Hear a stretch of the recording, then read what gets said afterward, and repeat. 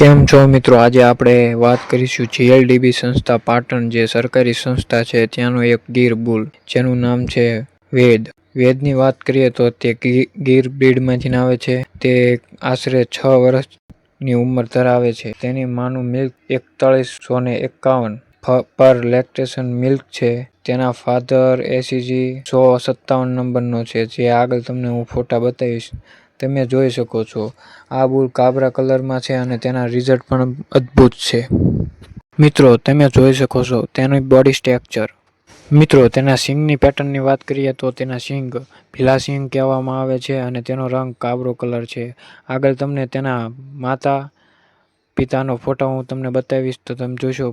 માતાનો ફોટો મને મળ્યો નથી, પણ પિતાનો મળ્યો છે અને પિતાના પણ પિતા જેના દાદા થાય ખૂંટના, તેનો પણ ફોટો મળ્યો છે. મિત્રો આ છે એસીજીનો બુલ જે વેદના પિતા થાય છે. આ વેદની ઓળખી છે, જે તેની કાન કટ, તેનો કલર, તેની બોડી સ્ટ્રક્ચર તમે બધું જોઈ શકો છો. બ્રીડિંગનો ફાયદો મિત્રો તે જ છે, તે જે ખૂંટ દ્વારા તમારે નબળી ગાયમાં પણ સારું વાસરું પડે અને સારા બીજદાન કરાવો તો વસ્તુ પણ સારી થાય. આ ગાયની કિંમત તો કહેવાય નહીં, પણ આની આ ઓળખી આમ અદ્ભુત છે. એટલે આવા સીમન મુકાવો, આવા સારા ખૂંટના સીમન મુકાવો. મિત્રો આ વેદનો વાસળો છે, તેનું બોડી સ્ટ્રક્ચર પણ તમે જોઈ શકો છો. મિત્રો આ વેદના દાદા છે, જે કાબરા કલરને જેનું નામ તિલક છે, તે ખૂબ સારો બુલ હતો.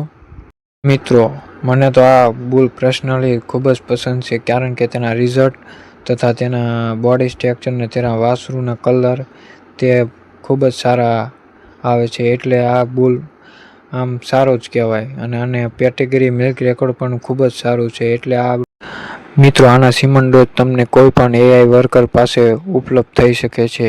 જીએલડીબી સંસ્થા એક સરકારી સંસ્થા હોવાના કારણે તેના ડોઝની પ્રાઇસ એટલી બધી હોતી નથી.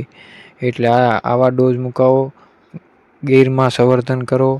તથા અમારી ચેનલમાં આવા વિડીયો આવશે તો અમારી ચેનલ લાઇક, ફોલો અને શેર, સબસ્ક્રાઈબ કરી દો. જય હિન્દ, જય ભારત.